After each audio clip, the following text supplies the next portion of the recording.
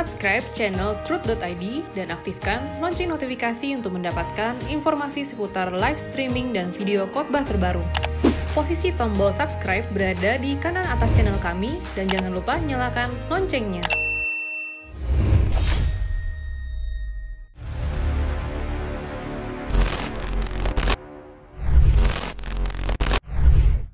Selamat datang teman-teman semua, saudara sekalian di Warrior Conference 2021. Saya pun sendiri tidak menyangka kalau boleh jujur sih, kalau akhirnya acara ini akan berjalan seperti hari ini dengan sangat amat baik. Tentu hal itu tidak lepas dari memang Tuhan yang pasti beracara bersama dengan kita semua pada hari ini, dan juga tidak lepas dari para tangan teman-teman sekalian, pengurus sekalian yang sudah berjeri lelah bersama-sama dengan tim untuk membuat acara ini berlangsung dengan sangat baik. Warrior Conference bukan sebuah conference yang diadakan khusus untuk para warrior yang sudah hebat. Bukan diadakan untuk para pejuang Kristus yang sudah memiliki nilai yang baik. Tetapi acara ini diadakan bagi semua yang mau berjuang, menyerahkan hidupnya untuk kesenangan Bapa. Di acara ini kita semua akan diajar bersama-sama, diajak untuk bertumbuh. Dan pada sesi pertama ini, sesi pembuka ini, kita akan membahas mengenai things below. Karena sebelum kita berbicara mengenai things above, segala hal yang berhubungan dengan kekekalan, nanti akan ada kelas-kelas yang membahas mengenai hal itu. Ada kelas yang juga berbicara mengenai surga. Pada kesempatan ini kita akan membahas mengenai things below, apa yang harusnya kita lakukan selama kita masih ada. Karena begini saudara sekalian, teman-teman, apa yang kita lakukan di dalam dunia ini itu memiliki dampak kekal. Jadi kalau kita berbicara mengenai sesuatu, berbicara mengenai kekekalan, yang harus kita lalui adalah bagaimana kita hidup dalam kepekaan, hidup dalam keadaan kita menjaga perasaan Tuhan. Bagaimana kita menjaga perasaan Tuhan hari ini? Itu yang harus menjadi concern kita. Karena sangat sedikit manusia yang menjaga perasaan Tuhan. Tetapi mereka sangat hebat menjaga perasaannya sendiri. Dengan berbagai macam argumentasi, dengan berbagai macam pembelaan, dia bisa menjaga hatinya. Dia menjaga harga dirinya. Dia menjaga apa yang dipandang sebagai harta di dalam dunia ini. Dia menjaga dengan sangat baik. Karena itu orang tidak mau direndahkan. Orang tidak suka dihina. Orang tuh gak suka kalau dianggap gak penting. Kenapa? Karena baginya aku ini berharga. Aku ini someone loh. Aku ini seseorang loh. Aku akan menjaga diriku dengan segala hal yang ku bisa. Karena itu orang gak boleh merendahkan aku ya. Kalau orang ngerendahin aku marah. Kenapa? Oh, ini yang ku jaga. Ini yang ku jaga. Padahal kalau kita berbicara mengenai perasaan Tuhan, berbicara mengenai kekristenan, Kita harus sadar bahwa ada satu pribadi yang perasaannya pun harus kita jaga. Yaitu Tuhan kita Yesus Kristus. Manusia diciptakan dengan kehendak bebas yang sungguh hebat. Di dalam Kejadian 1 ayat ke-26, 27 dikatakan, kita diciptakan sesuai dengan gambar dan rupa. Selem gambar. Yang artinya Allah yang memiliki perasaan pikiran yang bisa menghasilkan kehendak. Selem itu pun gambar Allah. Itu pun diberikan kepada kita. Karena itu kita memiliki kehendak bebas. Saudara dan saya bisa melakukan apapun yang kita mau. Suka-suka kita. Tetapi kalau dibiarkan, dunianya akan rusak tentu. Karena itu dari Taman Eden sudah ada rules. Sudah ada rules di situ. Yang Tuhan katakan dengan jangan makan buah. Itu rulesnya udah ada. Karena kalau nggak ada rules, manusia suka-suka sendiri.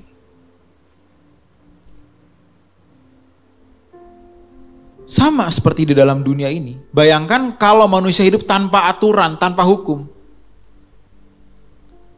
Kayak gimana kita hari ini?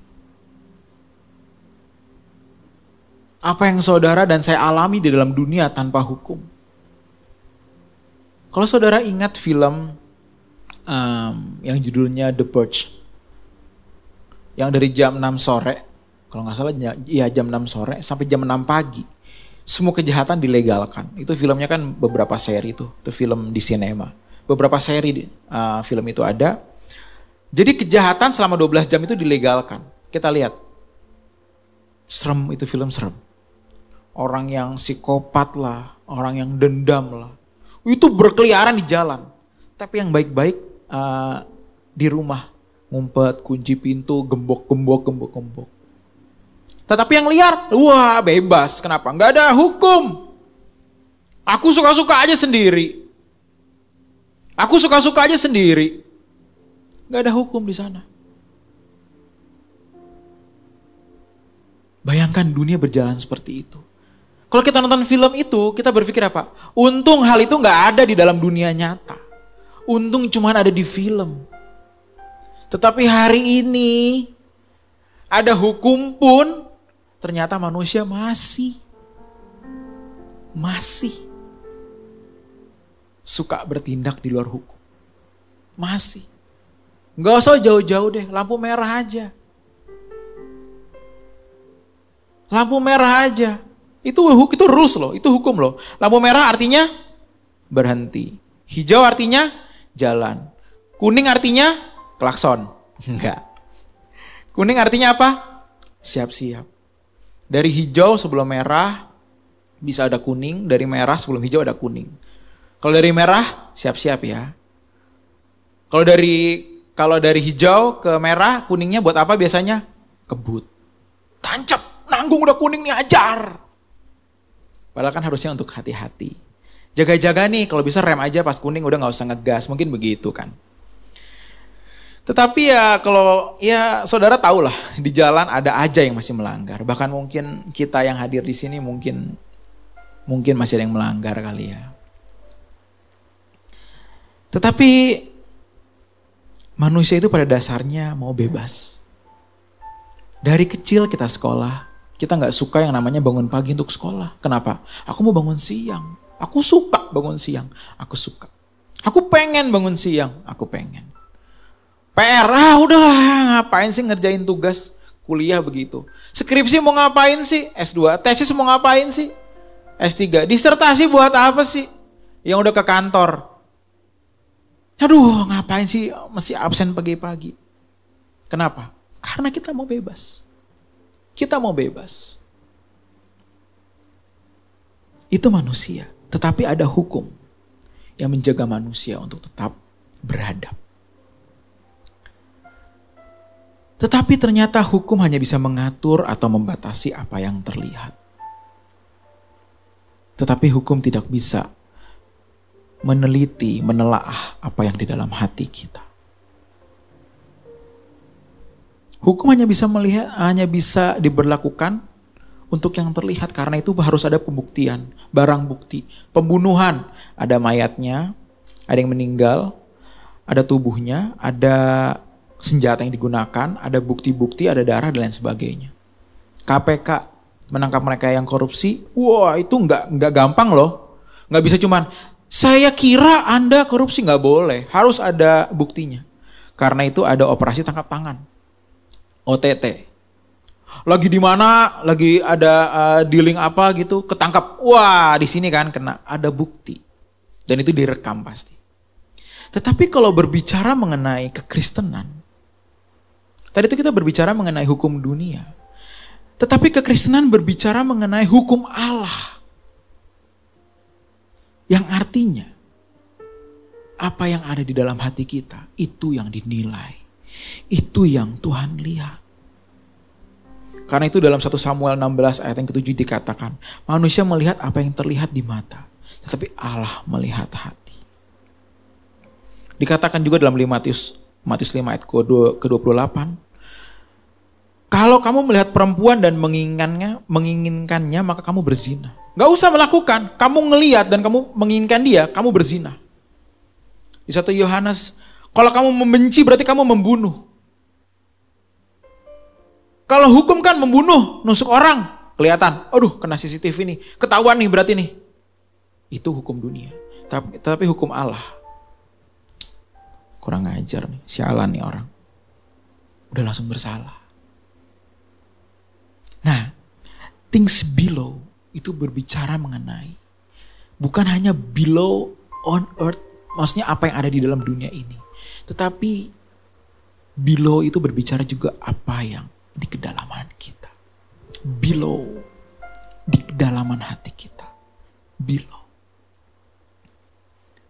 Karena itu saya katakan tadi berbicara mengenai kekekalan.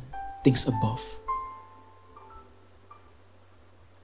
Kita harus berbicara dulu apa yang ada di dalam sini selama kita masih bernafas hari ini.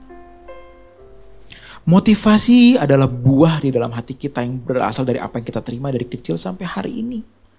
Semua yang kita terima dari lingkungan, orang tua, pendidikan, sekolah, sosial media, internet, semuanya itu menghasilkan satu motivasi hidup. Nah, motivasi ini bagi anak Allah yang harus berbeda dari anak dunia. Harus berbeda.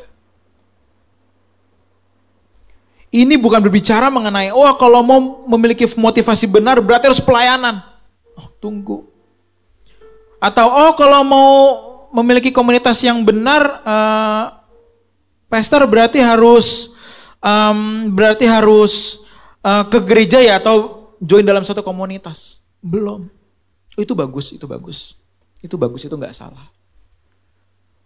Saya sarankan kalian masuk dalam komunitas. Di sini ada home dalam komunitas ini yang bukan berbicara mengenai satu gereja atau satu sinode, tetapi berbicara mengenai interdenominasi.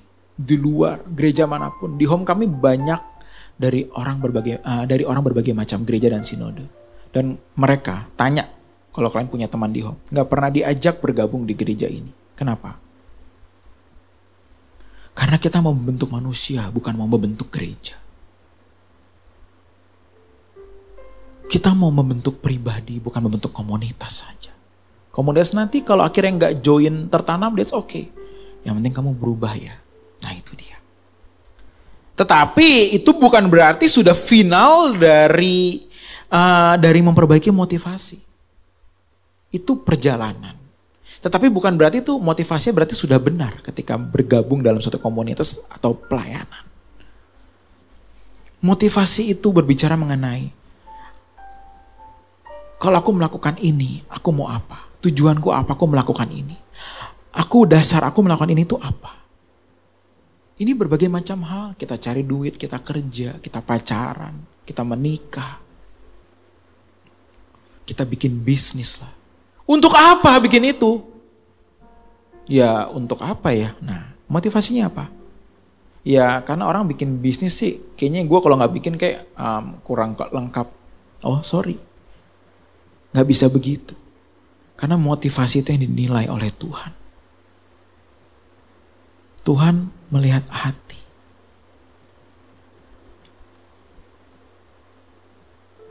Tuhan melihat hati.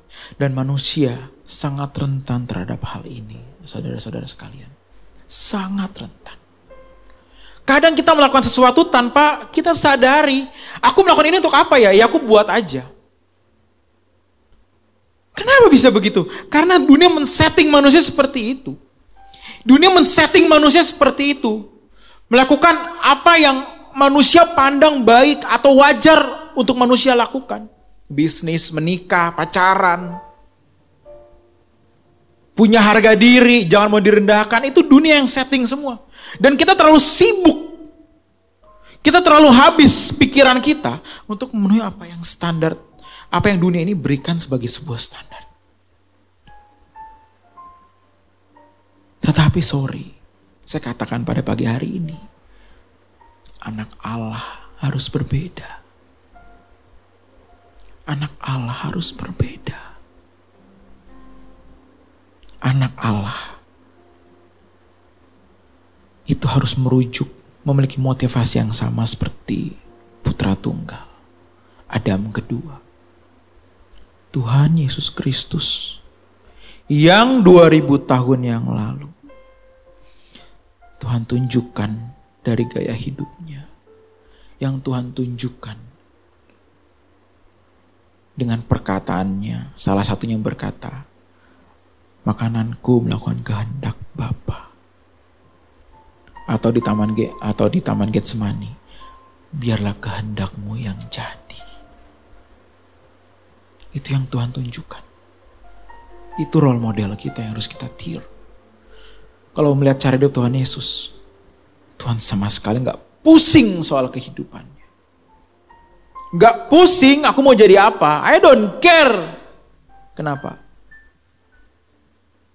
Selama Bapa senang, aku akan melakukan apapun itu. Termasuk aku mati di kayu salib. Tuhan udah takut duluan. Keringatnya seperti darah. Itu ketakutan Tuhan sebagai seorang manusia loh. Yang sama dengan kita. Tuhan tuh sama dengan kita. Dalam segala hal ia disamakan dengan manusia, kata Alkitab. Sama dengan kita. Jadi kalau kita punya takut, Tuhan pun punya. Karena itu kalau Tuhan berkata dalam Wahyu 3 ayat ke-21. Ketika Tuhan bilang, barang siapa menang seperti aku menang. Itu artinya apa? Aku bisa menang karena itu kamu juga bisa. Kenapa? Kita sama. Karena kalau Tuhan benar-benar tidak bisa jatuh dalam dosa, itu gak fair namanya. Jangan bilang menang seperti aku menang. Gak bisa, Tuhan kok. Tetapi waktu itu masih jadi Yesus. Masih jadi manusia biasa. Ya tetap Tuhan, tetapi Tuhan yang menjadi manusia. Karena itu motivasi kita. Ingat hal ini, catat hal ini. Motivasi kita itu sangat mempengaruhi perasaan Tuhan. Sekecil apapun motivasi kita, itu sangat mempengaruhi perasaan Tuhan. Kenapa? Karena Tuhan hanya mau kita mengabdi kepada Bapa seperti Dia 2000 tahun yang lalu. Jadi kalau ada kemelesetan, ada hamartia, dosa dalam bahasa aslinya, ada kemelesetan dalam hati kita, Roh Kudus itu pasti udah berbicara. Nah, hati-hati, kamu mulai salah. Kamu ego kamu lebih besar daripada roh yang kutempatkan ini. Hati-hati nak, hati-hati nak. Tidak mungkin Roh Kudus nggak berbicara. Masalahnya kita suka nggak mudeng, suka nggak ngerti, nggak paham, atau bahkan kita suka nggak peduli. Padahal Roh Kudus dikirimkan kepada kita untuk menuntun kita kepada segala kebenaran. Udah ada Roh Kudus, sudah ada penebusan. Tuhan menebus kita bukan berarti kita langsung masuk surga secara otomatis. Karena itu ketika Tuhan sudah menebus manusia, Tuhan mati, di hari ketiga Tuhan bangkit, Tuhan mengirimkan Roh Kudus. Kalau tugasnya sudah selesai dan kita pasti masuk surga, nggak perlu ada Roh Kudus. Kenapa? Otomatis masuk surga kok. Tetapi tadi saya katakan, kalau tugas Tuhan Yesus sudah selesai memang, menebus. Karena itu dikatakan lebih baik kalau aku pergi, agar Roh itu datang. Kenapa? Karena kalau aku pergi, Roh itu datang. Lebih baik bagimu jika aku pergi. Sampai Tuhan ngomong begitu loh. Betapa hebatnya Roh Kudus. Betapa hebatnya Roh Kudus. Nah, Roh Kudus yang ada dalam hati kita, itu agar menuntun kita untuk memiliki motivasi yang benar. Things below. Segala hal yang kita lakukan dalam dunia ini, anything, semua itu harus didasari motivasi yang benar. Itu things below. Jadi kalau aku pacaran, buat apa? Based on love, yes. Pacaran menikah harus based on love. Memang. Bukan based on deadline umur. Umur aku udah tua nih, Koepen. Umur aku udah tua nih, Pastor. Jadi mesti married. Jangan membangun hubungan based on deadline. Karena itu tidak pernah baik. Tetapi aku melakukan ini kenapa? Karena aku sudah bertanya kepada Tuhan. Tuhan, oke gak aku pacaran sama dia? Tuhan, oke gak aku married sama dia? Based on motivasi. Based on our motivation. Sama, aku bangun bisnis. Aku kerja, aku kuliah. Aku bangun pagi, aku nongkrong sama si A, B, C, D. Aku nonton ke bioskop, udah mulai open dan lain sebagainya. Buat apa? Wah, ingat ya, itu semua sangat mempengaruhi perasaan Tuhan. Sangat mempengaruhi perasaan Tuhan. Jangan sampai kita memiliki motivasi yang salah. Kita mengejar apa yang sementara. Bukan berarti gak boleh kerja. Tapi kamu kerja untuk Allah, untuk kesenangan Bapa. Karena kalau Anda, saudara sekalian, atau teman-teman sekalian bekerja untuk duit, sorry. Kalian mati gak bawa itu kok. Cari pacar seganteng-gantengnya, sorry. Tunggu aja 20 tahun udah keriput kok. Gak usah 30 tahun, 20 tahun juga mulai keriput.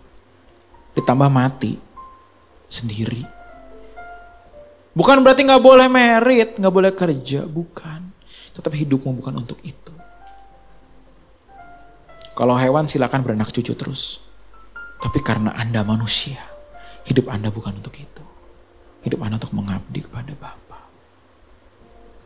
Dan itu berbicara mengenai things below. Apa yang dunia tidak lihat. Tetapi hal itu yang dilihat Tuhan. Dan kalau motivasi kita benar, pasti buahnya benar. Karena itu orang yang mencintai Tuhan pasti berubah. Dulu pendam, semakin tidak dendam. Malah semakin bisa mengampuni. Dulu mulutnya kasar, kejam. Semakin berubah, semakin lemah lembut. Dulu kalau kita lagi bawa mobil disalip atau bawa kendaraan pakai motor disalip, kita emosi. Sekarang semakin sabar. Ada yang berubah. Ada yang berubah. And I know itu makan waktu. Tetapi biarlah waktu itu kita makan untuk kemuliaan Bapa. Tidak mudah mengubah motivasi. Tidak mudah mengubah motivasi di dalam dunia yang juga membentuk motivasi. Ingat hal ini. Dunia membentuk motivasi. Tetapi kita harus membentuk motivasi. Karena itu salah satu cara, bukan salah satu sih sebenarnya, satu-satunya cara, kita menarik diri dari dunia. Agar motivasi kita bisa arahkan dengan benar. Selama kita tidak menarik diri dari dunia, kita tidak mungkin memiliki motivasi yang benar. Tidak mungkin. Karena itu carilah dahulu kerajaan Allah dan kebenarannya. Cari dahulu. Setelah itu semua ditambahkan. Jangan nyari apa yang ditambahkan dulu. Karena kalau kita mencari apa yang ditambahkan, kita gak akan mencari apa yang utama. Cari apa yang utama. Yang ini, nyusul. Tapi kalaupun kita gak punya apa yang ditambahkan, ya udah, that's okay. Kenapa?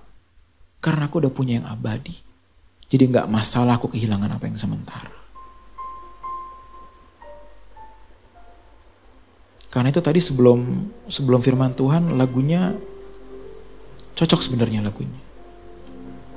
Ku pertaruhkan semua yang ku miliki, yang nanti pasti akan pergi.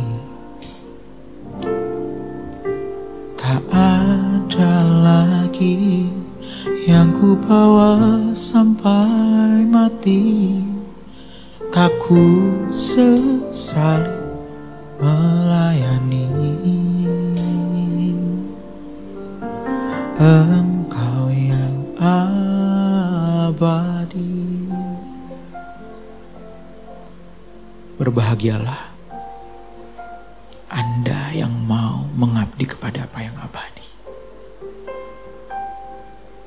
Berbahagialah Anda yang mau berubah. Tetapi Warrior Conference bukan sebagai ajang untuk memaksa, tetapi akan mendorong mereka yang mau, bukan memaksa mereka yang tidak mau. Warrior adalah bagi mereka yang mau menjadi seorang warrior, bukan mereka yang sudah merasa dirinya warrior. Warrior Conference yang memang bagi saya secara pribadi, ya sorry kalau gak setuju, memang acara yang dikehendaki oleh Bapa di surga, yang sama sekali saya ataupun siapapun di sini termasuk Pak Erastus, kita tidak mengambil kredit apapun atau keuntungan apapun di sini. Kita hanya mau mengajak saudara dan teman-teman semua untuk benar-benar ekstrim. Gila in positive way. Gila ekstrim menjadi seorang warrior. Dan hari ini dibutuhkan pemuda-pemuda yang siap berbeda.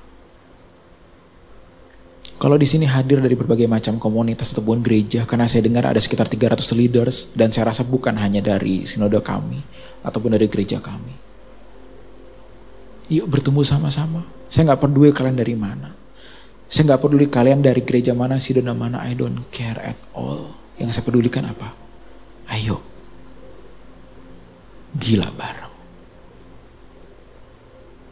Ayo, gila bareng. Ada satu perkataan yang Peras katakan yang mungkin bagi sebagian orang lebay di Instagram kami. Yang Peras katakan begini, di ending video, mungkin, dengan gayanya, mungkin. Ini conference terakhir kalian, sedap, jeng jeng. Wah, kok Peras ngomong gini? Yes, benar. Kenapa? Karena kalian gak tahu hidup sampai kapan. Jadi yuk kita berpikir. Yuk kita berpikir. Ini conference terakhir yang kita akan lalui. Dan disinilah Tuhan menarik kita menjadi seorang warrior. Saya happy banget di sini. Bukan karena saya berbicara as main speaker atau first speaker, bukan. Tapi karena saya punya teman-teman gila seperti kalian yang hadir di sini. I love you guys, really. Gue mau ajak semuanya makin gila. Dan dimulai dari kita. Dimulai dari kita. Baru kita bisa ngajak orang lain gila. Mari kita berdoa. Bapa, dalam tangan-Mu kami buka acara ini. Ini acaramu, ini proyekmu. Kami hanya alatmu. Kami hanya wadah yang siap menjadi curahan isi hatimu untuk bisa dibagikan kepada para pemuda, orang-orang yang join ke konferensi ini, ataupun yang mereka akan nonton secara ulangnya nanti. Beracaralah ya Bapakku, buat kami menjadi ekstrim, dan kami siap dibentuk hari ini. Bentuk kami sesukamu, jadikan kami seperti apa yang Kau mau. Terima kasih Bapa. Terima kasih Yesus. Amin.